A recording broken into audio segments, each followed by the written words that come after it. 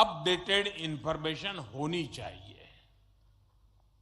साथियों, आप सबको ये भी पता है, इस वर्ष भारत दुनिया के G20 समूह की अध्यक्षता भी कर रहा है। भारत इस जिम्मेदारी को एक बड़े अवसर के रूप में देख रहा है। हमारे लिए ये दुनिया को भारत के बारे में बताने का अवसर है। ये दुनिया के लिए भारत के अनुभवों से सीखने का, पुराने अनुभवों से सस्टेनेबल फ्यूचर की दिशा तय करने का अवसर है। हमें G20 केवल एक डिप्लोमेटिक इवेंट नहीं, बल्कि जन भागीदारी का एक ऐतिहासिक आयोजन बनाना है। इस दौरान विश्व के विभिन्न देश भारत के जन जन के मन में अतिथि देवो भव की भावना का दर्शन करेंगे। आप भी अपने देश से आ रहे प्रतिनिधियों से मिलकर उन्हें भारत के बारे में बता सकते हैं। इससे उन्हें भारत पहुंचने से पहले ही अपनत्व और स्वागत का एहसास होगा। साथियों, और मैं तो ये भी कहूंगा कि जब G20 समिट में, क्योंकि कोई 200 मीटिंगें होने वाली है, G20 समूह के 200 डेलीगेशन यहां आने वाले हैं, हिंदुस्तान के अलग अलग शहरों में जाने वाले हैं।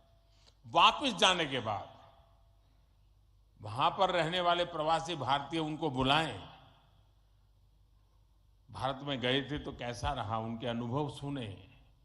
मैं समझता हूं कि उनके साथ हमारे बंधन को और मजबूत करने के लिए अवसर बन जाएगा। साथियों, आज भारत के पास न केवल दुनिया के नॉलेज सेंटर बनने का, बल्कि स्किल कैपिटल बनने का सामर्थ्य भी है। आज भारत के पास सक्षम युवाओं की एक बड़ी तादाद है। हमारे युवाओं के पास स्किल भी है, वैल्यूज भी है, और काम करने के लिए जरूरी जज्बा और ईमानदारी भी है। भारत की ये स्किल कैपिटल दुनिया के विकास का इंजन बन सकती है। भारत में उपस्थित युवाओं के साथ ही भारत की प्राथमिकता वो प्रवासी युवा भी हैं जो भारत से जुड़े हैं। हमारे नेक्स्ट जनरेशन युवा जो विदेश में जन्मे हैं, वहीं पले बड़े हैं, हम उन्हें भी अपने भारत को जानने समझने के लिए कई अवसर दे रहे हैं। नेक्स्ट जनरेशन प्रवासी युवाओं में भी भारत को लेकर उत्साह बढ़ता चला जा रहा है। वो अपने माता पिता के देश के बारे में जानना चाहते हैं, अपनी जड़ों से जुड़ना चाहते हैं। ये हम सब की जिम्मेदारी है कि हम युवाओं को न केवल देश के बारे में गहराई से बताएं, बल्कि उन्हें भारत दिखाएं भी। पारंपरिक बोध और आधुनिक नजर के साथ ये युवा फ्यूचर वर्ल्ड को भारत के बारे में कहीं ज्यादा प्रभावी ढंग से बता पाएंगे।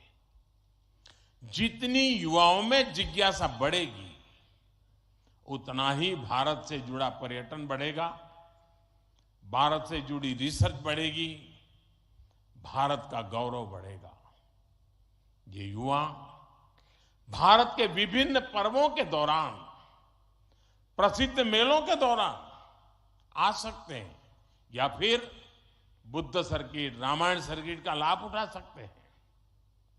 वो आजादी के अमृत महोत्सव के तहत हो रहे कार्यक्रमों में भी जुड़ सकते हैं। साथियों, मेरा एक और सुझाव है। कई देशों में भारत से प्रवासी कई सदियों से जाकर बसे हैं। भारतीय प्रवासियों ने वहां के राष्ट्र के निर्माण में अपने असाधारण योगदान दिए हैं। हमें इनकी लाइफ, उनके स्ट्रगल्स और उनके अचीवमेंट्स को डॉक्यूमेंट करना चाहिए। हमारे कई बुजुर्गों के पास उस जमाने की कई मेमोरीज होगी। मेरा आग्रह है कि यूनिवर्सिटी के माध्यम से हर देश में हमारे डायस्पोरा के हिस्ट्री पर ऑडियो, वीडियो या लिखित डॉक्यूमेंटेशन के प्रयास किए जाएं। साथियों, कोई भी राष्ट्र उसमें निष्ठा रखने वाले हर व्यक्ति के दिल में जीवित रहता है। यहां भारत से कोई व्यक्ति जब विदेश जाता है और उसे वहां एक भी भारतीय मूल का व्यक्तित्व या व्यक्ति मिल जाता है तो उसे लगता है कि उसे पूरा भारत मिल गया। यानी आप जहां रहते हैं, भारत को अपने साथ रखते हैं।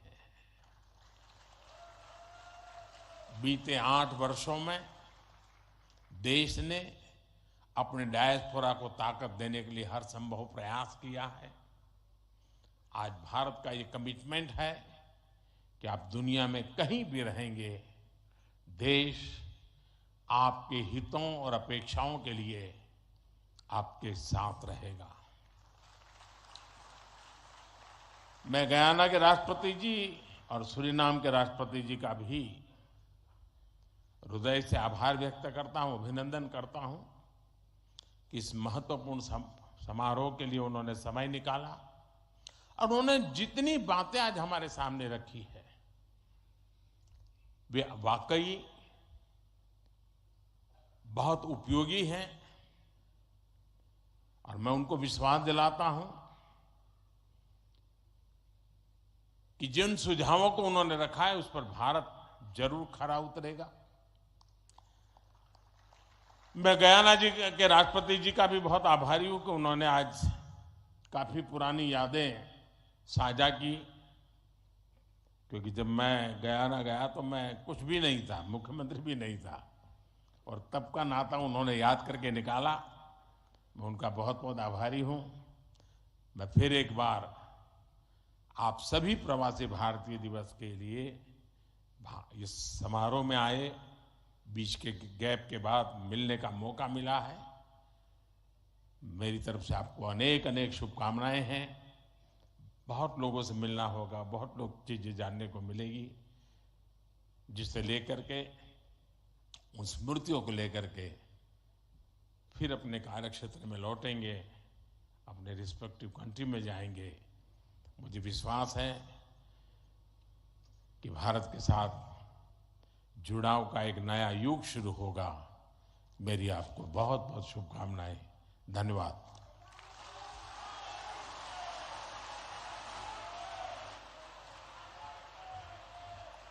कोटि कोटि धन्यवाद माननीय प्रधानमंत्री जी, आपके अपनेपन से भरे हुए संबोधन के लिए।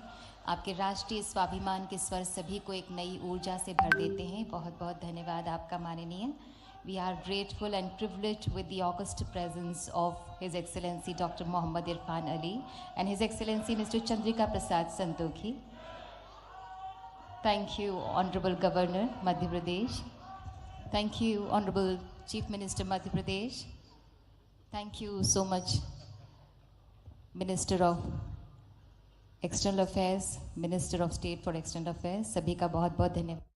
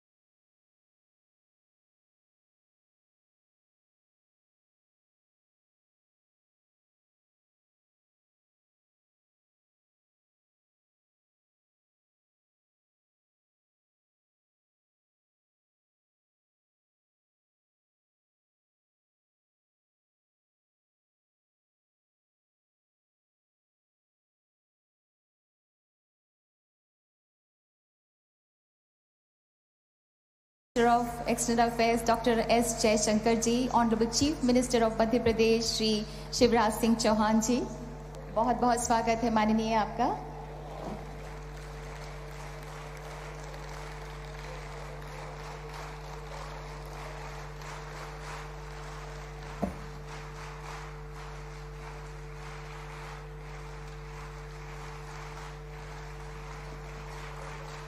We extend a very warm welcome to Honorable External Affairs Minister Dr. S. Jaishankar ji, Honorable Chief Minister of Madhya Pradesh Shri Shivraj Singh Chauhan ji, Honorable Minister of Youth Affairs and Sports Shri Anurag Singh Thakur ji, Honorable Minister of State for Youth Affairs and Sports Shri Nitish Pramanik ji. We have on the dais Dr. Asaf Said, Secretary CPV and OIA, Ministry of External Affairs, and Ms. Meeta Rajiv Lochan, Secretary, Ministry of Youth Affairs and Sports, to whom we extend a very warm welcome.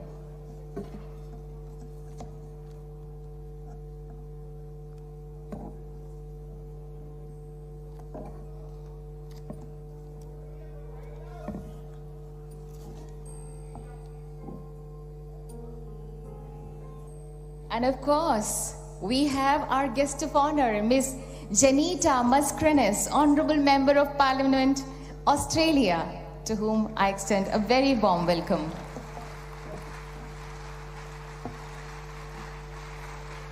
मंच पर सम्माननीय माननीय मेहमानों का हम हृदय से स्वागत करते हैं।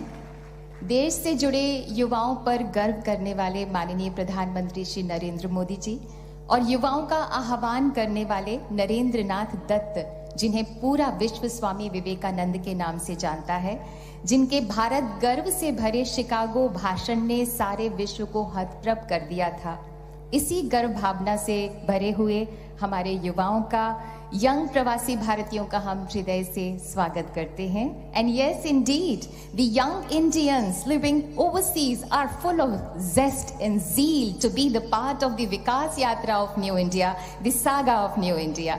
बहुत बहुत स्वागत है आप सभी का। In India, we begin any auspicious occasion with the lighting of the lamp. कहते हैं इससे देवताओं का आशीर्वाद और अपनों की शुभकामनाएं साथ जुड़ जाती है, माहौल ईश्वरीय हो जाता है, रूहानी हो जाता है। May I request Honorable Member of Parliament Australia, Ms. Janita Mascarenhas, Honorable External Affairs Minister, Honorable Chief Minister of Madhya Pradesh, Honorable Minister of Youth Affairs and Sports, Honorable Minister of State for Youth Affairs and Sports to kindly light the ceremonial lamp to begin this auspicious occasion.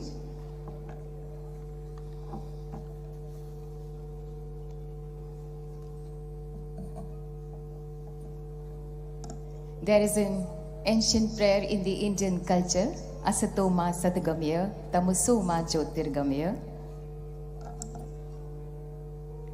which means lead me from unreal to real, from the darkness of ignorance to the light of knowledge and wisdom.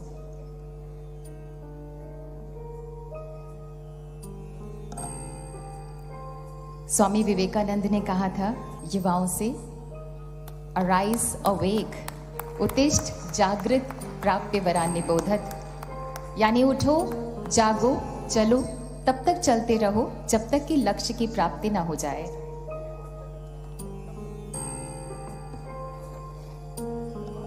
मधुर मधुर मेरे दीपक जल, युग युग प्रतिदिन प्रतिक्षण प्रतिपल, दे प्रकाश का सिंधु अपरिमित, पुलक पुलक मेरे दीपक जल, मधुर मधुर मेरे दीपक जल। महाकवयित्री महादेवी वर्मा की ये कविता अर्पित इस दीपक को। बहुत बहुत धन्यवाद माननीय सम्माननीय हमारे मेहमान। May I now invite Dr. Asaf Said, Secretary CPV and OIA, Ministry of External Affairs, to welcome the dignitaries and the delegates by rendering welcome address.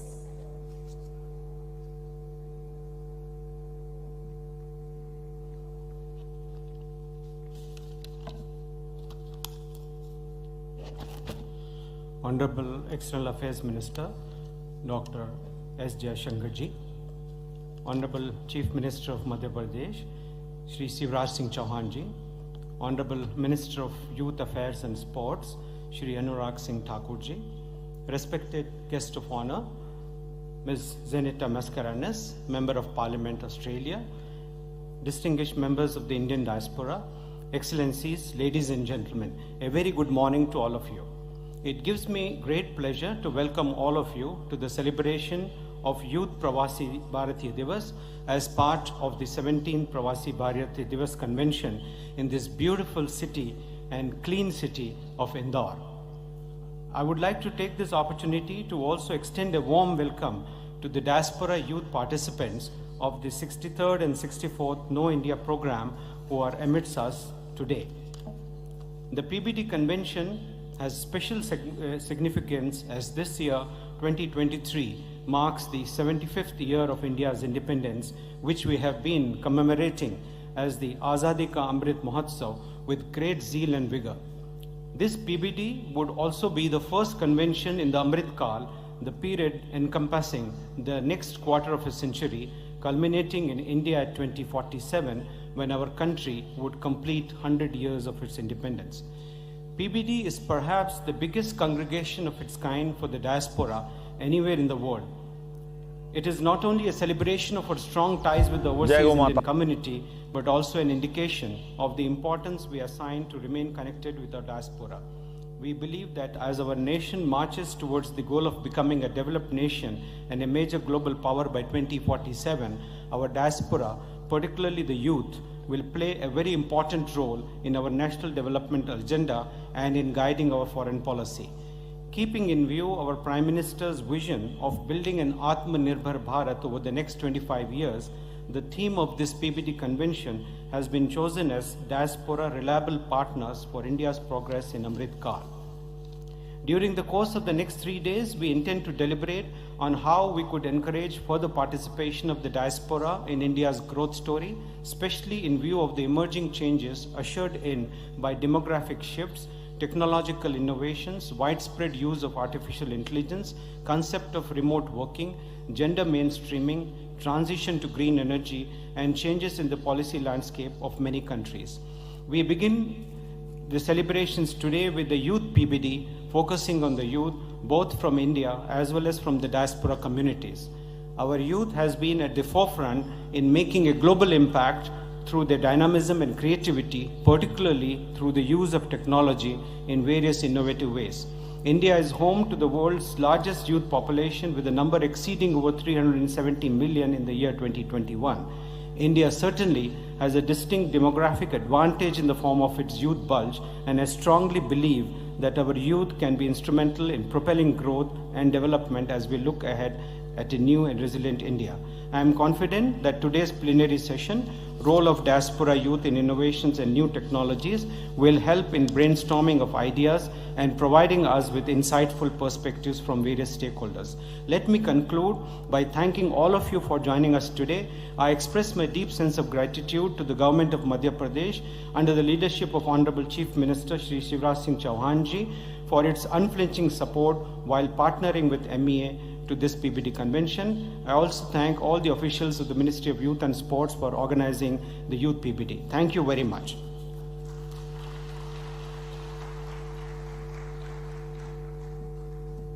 Thank you doctor Saeed. हमारे बीच पॉपुलर यूथ आइकॉन बन चुके honourable minister of youth affairs and sports मौजूद हैं। With his inspiring dynamism and dedication, honourable Shri Anurag Singh Thakur ji energises the youth to contribute towards nation building. आपसे हमारा आग्रह है माननीय कि कृपया जोश और उत्साह से भरे इन युवाओं को संबोधित करें।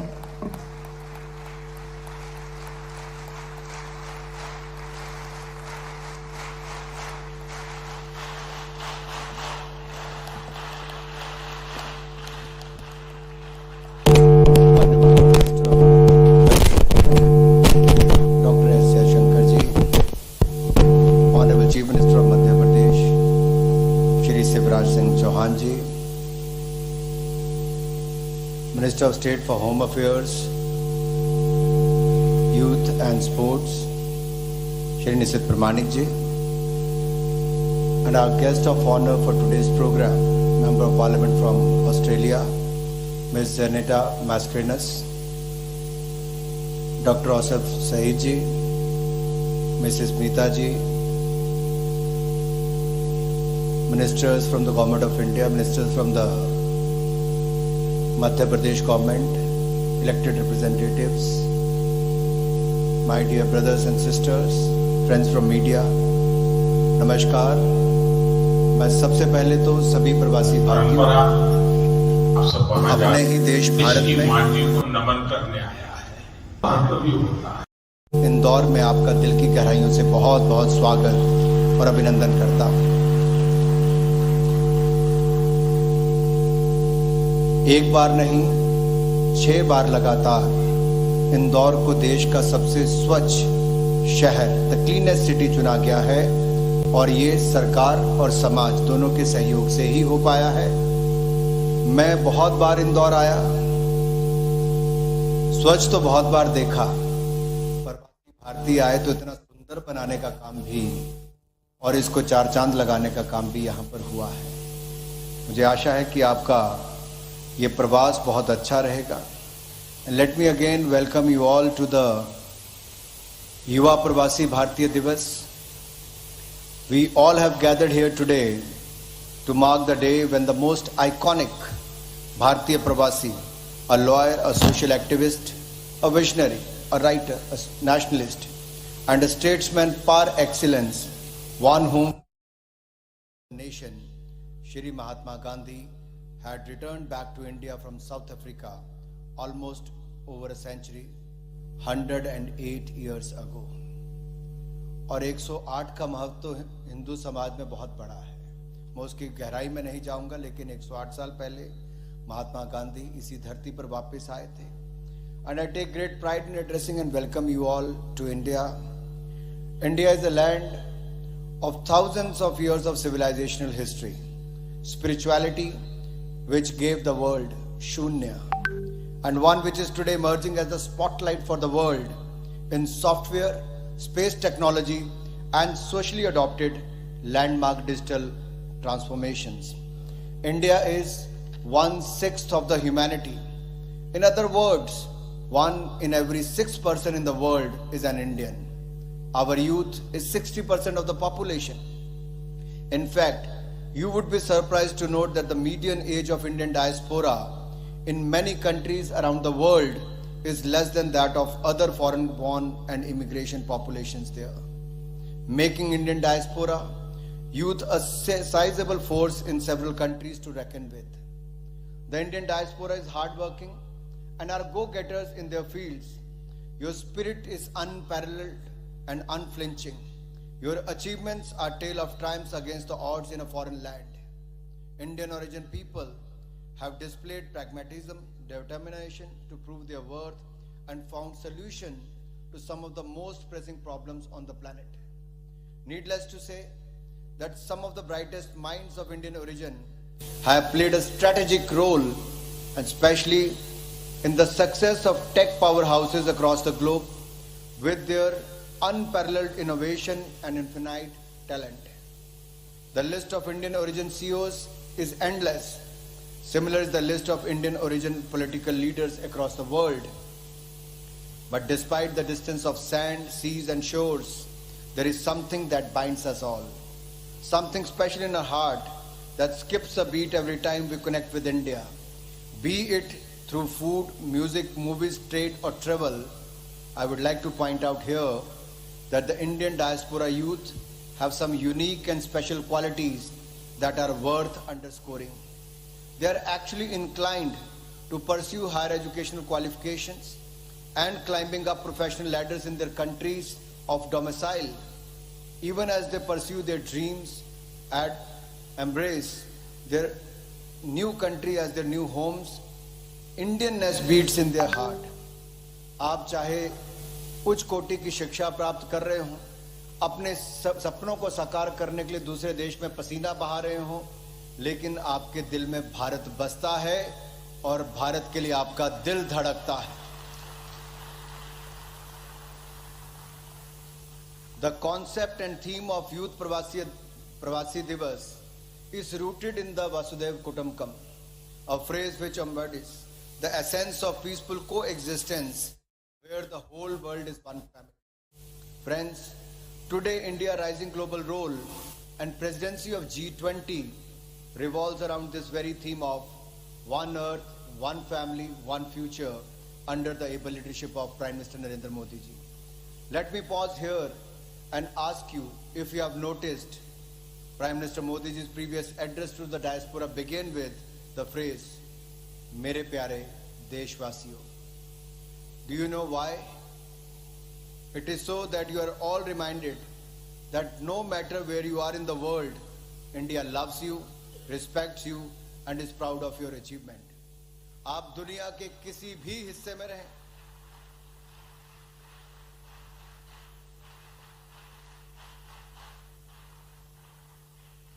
तो मोदी जी ने मेरे प्यारे भारतवासियों इसीलिए कहा कि आप दुनिया के किसी भी हिस्से में रहें, कुछ भी उपलब्धियां हासिल कर रहे हों, ये याद करवाता है कि भारत तुम्हें प्यार करता है, सम्मान करता है और आपकी उपलब्धियों पर गर्व करता है. Over the next 3 days, we will recognize, celebrate your journey and envision our hopes for India at Amrit Kaal, that is India at 100. You will witness invigorating dialogues, plenary sessions on pressing and pertinent subjects and cultural programs. We will also commemorate the valuable contribution of the exemplary Indians spread all over the world, like seeds of hope and affirmative action.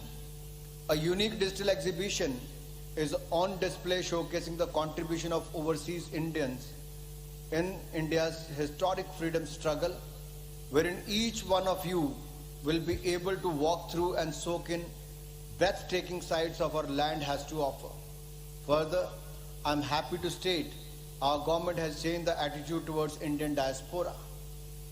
The honor and respect that our diaspora deserves is reflected through the importance we give towards ensuring engagements involving them during our official visits and beyond.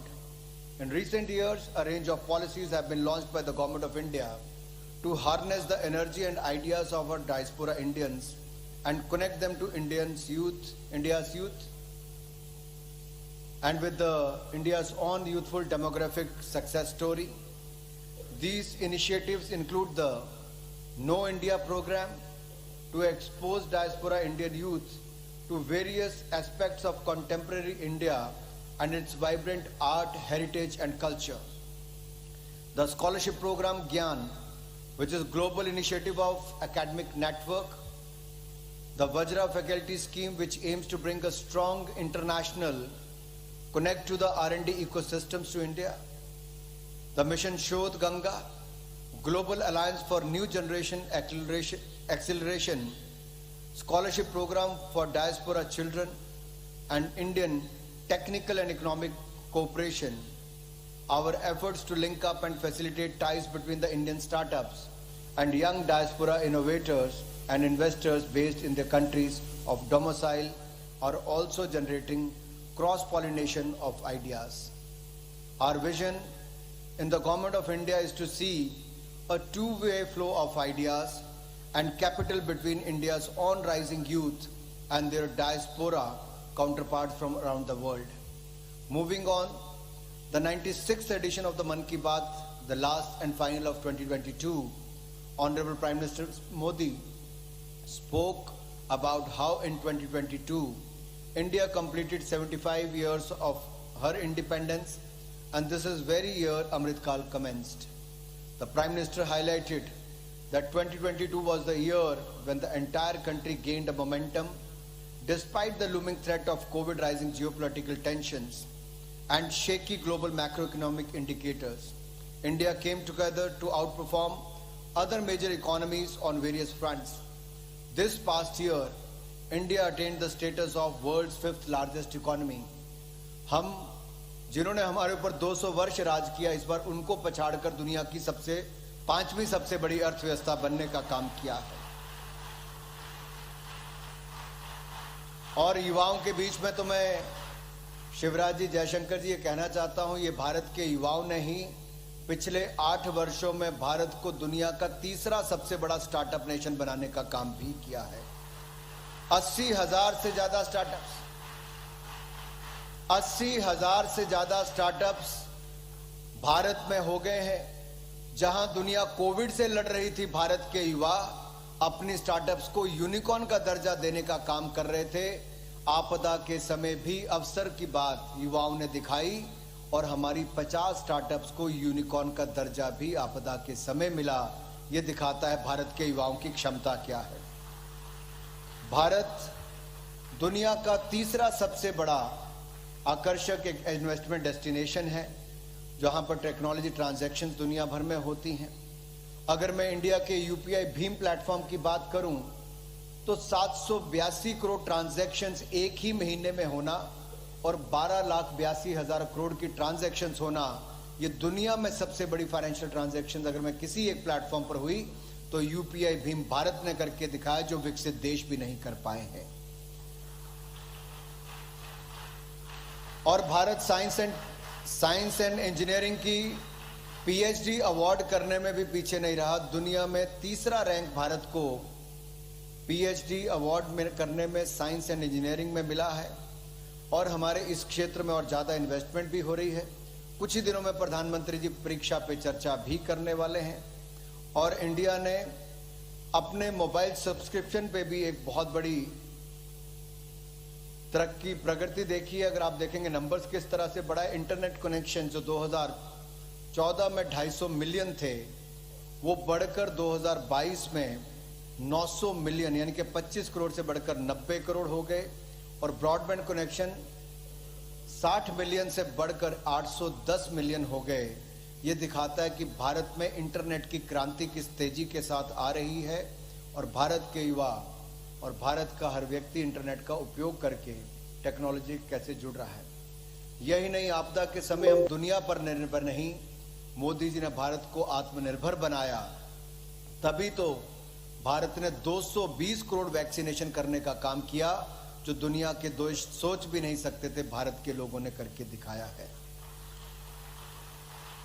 और सही माने में वसुधैव कुटुंबकम की अगर मैं बात करूं तो दुनिया को एक परिवार मानकर नरेंद्र मोदी जी ने एक ही देश के लिए नहीं 100 से ज्यादा देशों के लिए वैक्सीन देने का और दवाइयां देने का काम भी हमारे भारत ने ही किया है। तो प्रवासी भारतीयों को इस बात पर गर्व भी होना चाहिए। यही नहीं, हमारा जो निर्यात है, एक्सपोर्ट है, उसके मैजिकल नंबर्स भी $400 बिलियन से ज्यादा हो गए हैं।